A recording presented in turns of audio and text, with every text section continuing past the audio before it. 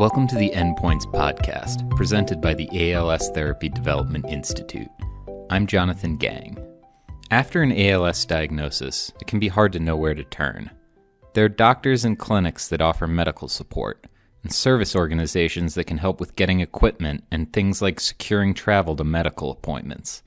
There are advocacy groups that work to change policies to help people with ALS, and research organizations like ALS TDI that are leading the way in finding treatments to end the disease. However, Steve Cochlan recognized a gap in what was out there after he was diagnosed with ALS in 2019. As a deeply religious man, he felt the need for spiritual support to face what lay ahead of him, and when he couldn't find an established group that could provide it, he started one himself. Thus, the ALS Family of Faith was born. The group connects people, both religious and non-religious, with trained chaplains who can provide them with spiritual and emotional support as they navigate the challenges of living with ALS. Steve joins us today on Endpoints to discuss his story and the mission of the ALS Family of Faith. So just to get started, I guess I'll give you a little bit of background on who I am, but I have always been from the Midwest. Grew up in the state of Ohio, and then after school, after attending Bowling Green in Ohio, I went to work for Price Waterhouse in Michigan, in Detroit, Michigan, and lo and behold, probably about 6 years later, I decided to go ahead and get into my own business, and that is in the area of non-qualified benefits and executive benefits and director benefits and that type of thing, and then migrated over to Chicago in 1986 and have been here ever since. About 20 years ago, I got married for the first time and only time, and now have three precious children that are ages 19, 18, and just 16. Then as I got into the area of non-qualified benefits, I decided to start my own company.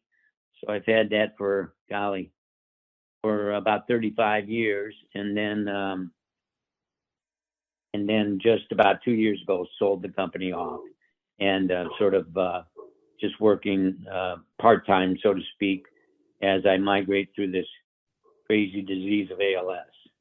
Steve first began showing the early symptoms of ALS in 2019. I started getting fasciculations or twitches in my chest and my neck and my face, and to some extent my arms as well. And I'm going, what in the world is all this? And it was especially prevalent in my chest. And I'm going, it's almost like I'm wondering if I have a heart murmur or something like that. And I said, no, I can't. I mean, my blood pressure's good. My heart rate is good. And I've always been very active from a working out perspective and so on. But I said, you know what, I need to go check this out. So I went up to Mayo in November of 2018. And as I was in Mayo, I was sharing with them what was going on, and they were doing all kinds of tests over about a 3-day period. And at the end of those 3 days, the doctor called me in and said, Steve, we're not exactly sure what you have yet, but we think it may be ALS. And I had no earthly clue what ALS was. And of course, I've heard of Lou Gehrig's disease, but did not know what that was. And then went back in April of 2019 to have further testing. And on April 23rd, 2019, after that further testing, the doctor called me in, and literally it was probably a 60 to 90 second conversation. That was it. He said, Steve, got ALS, got 2 to 3 years to live, go home and get your house in order. That was it.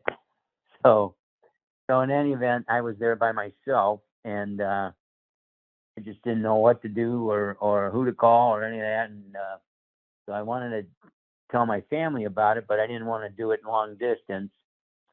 So I had called my wife and let her know what was going on, but then I wanted to break the news to my children in person. So, um, uh, I went home from there and shared the news with them, and was very reluctant on sharing the news with anybody else at that time, because I just wanted to figure out what this disease was, what it meant, and so on and so forth. After his diagnosis, Steve connected with his local chapter of the ALS Association, who helped him navigate the early stages of his diagnosis. However, he eventually found himself in need of a deeper kind of support. I was looking for ways to connect with somebody that could literally, provide me with some love, some support, um, just some things that, just sort of just to bounce things off of people, um, and I didn't want to burden my family with that necessarily, because I knew this was somewhat hurtful anyhow, and I couldn't find anything. So I kept researching, and then um, as fate would have it, I don't believe in fate, by the way, but as fate would have it, I was out on a golf course with a buddy of mine who I've known for many years, and his son and my son swam together, and so I've known him for a number of years, and he's the head of Northern Seminary, and I just was bouncing off of him some of the thoughts I had relative to finding somebody to, sort of navigate this journey with. And he said, you know what? That sounds like an interesting idea. I want to get up with one of our guys in the growth center. And so, lo and behold, a few weeks later, I got connected there. And meanwhile, I was sharing this with the head of the ALS Association here in Chicago, and she said, "Wow, that sounds great." So put together a group of people and started the ALS Family of Faith. And I know some people are not people of faith, and so on, but this doesn't necessarily have to be for just people who are followers of Christ. The last I knew, Jesus loved everyone, not just people who loved him. So in any event, we put together this initiative and launched it about 6 or 8 months ago, called the ALS Family of Faith. And basically connecting it's connecting uh, people afflicted with ALS, their family members, and or um, caretakers, with people that could be there just to provide, really truly just provide love and support. The individuals that connect with the ALS Family of Faith can basically write their own agenda or script, if you will, and determine how they want this caretaker to walk through, or this care partner, I should say, to walk through this journey with them. And some people just want a shoulder to cry on. Some people just want to connect periodically with people and just tell them what they're going through, and just talk, just a sort of a venue to talk with somebody who cares about them. And then, some people want prayer, and some people want a combination of the above. And again, they write the individuals connecting with the ALS Family of Faith write the script, and then they're connected with people who are very, very good at working with people. And in most cases, I think in fact all cases, they've gone through some kind of a chaplaincy type program to get them to be able to communicate and love people. And the neat thing is, it's free of charge, not a psychologist type thing, or any of that, a psychiatric type thing, or any of that. It's really just forming relationships that can help them walk through this scary time with ALS, from the time they originally connect with them, until the end of their journey. Steve and his partners came up with a system where people living with ALS can come to the ALS Family of Faith and outline what kind of support they need and be connected with a qualified individual who can provide it. So the way it works with the care partners is the individuals get on the website, the ones that want this service or this relationship. I would say it's better, more of a relationship than a service. But you get online and put some information like, name and website and contact information, that type of thing. And then, within a day or two, somebody will connect back with them, sort of pairing the two. And then it becomes primarily a phone type of a relationship. Although if they're in the vicinity of that individual, that might work too, that they could get together face to face. But most of it's going to be a phone discussion / relationship. So that's sort of the way they work. And they're, once again, they're trained to be able to meet these people's needs and provide love and support for them. Most of our care partners have been through some kind of a 3 or 4 year degree on a secondary degree, not a primary degree, but a secondary degree on some type of chaplaincy some type of chaplaincy degree where they have worked with people. They know how to love on them. They know how to be there for them. And that's so they're all degreed, put it that way. Well, at this point, the organization has been around for only a few months. Steve says he's already seen an enthusiastic response, and he's developing some lofty goals for the future. Our goal is that this works so well in providing, and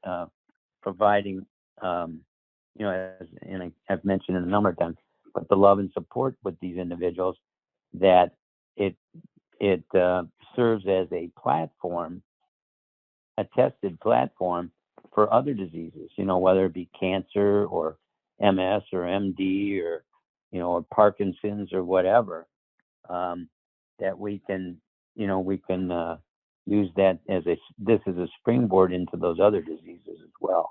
The ultimate goal is to provide these people with long-term hope. Just love, support, and ultimately hope. Not necessarily that they'll be cured, although that's what I'm hoping for. But hope for all of eternity. Where our hope is that that by connecting with these folks, they in turn will love on them, give them hope to get through this challenging time. So they're not just sitting there wallowing in their tears or being disappointed and that type of thing, but to really encourage them and love on them and support them and give them hope for the future. In addition to his great work helping others living with ALS, Steve also recently became an enthusiastic supporter of our research to end ALS at ALS TDI. I'm always looking for cures or potential cures or the latest and greatest and trying to find treatments for ALS. And so it was only 3-4 weeks ago I was looking online and I came across ALS TDI. And so I placed a call and Carol was kind enough to call me back the next day, and we started a conversation, and sort of the rest is history, as they say. They are the world's only nonprofit biotech company that's sole mission is to find a cure for ALS. And I love that. That's just great. And then secondly, sort of a non-technical side of things, is I could hear over the phone the desire and passion of the individuals I spoke with on really coming up with a cure. And and that's a huge blessing. to have people that are devoted to a cause and are passionate about a cause, not just, a place to work, but are passionate about doing something. Awesome. And they're working on it all the time. I always say that without a sense of urgency, desire loses its value. And I can detect in their voice that they have a sense of urgency on trying to figure this thing out. Of course, when it comes to a sense of urgency to help others, you can also hear it in Steve's voice. Despite his own challenges navigating ALS, he is continuing to dedicate his life to helping others through the ALS Family of Faith. He says it's a big part of what keeps him going. I am just hoping and praying that people, before they leave this earth, will know the love of Christ, quite frankly, and that they will feel loved. And I guess the thing that I like is I just want to make a difference. Somehow, some way, when I get up in the morning, as awful as I feel some days, I just know I need to get out of bed because I want to make a difference in somebody's life. And, so that's my goal each day, is just to get up and at least make a difference in at least one person's life today. To learn more about the ALS Family of Faith and how you can sign up for their services, visit their website at alsfamilyoffaith.center. To learn more about ALS TDI and how you can support our research to end ALS, visit als.net. Thanks for listening.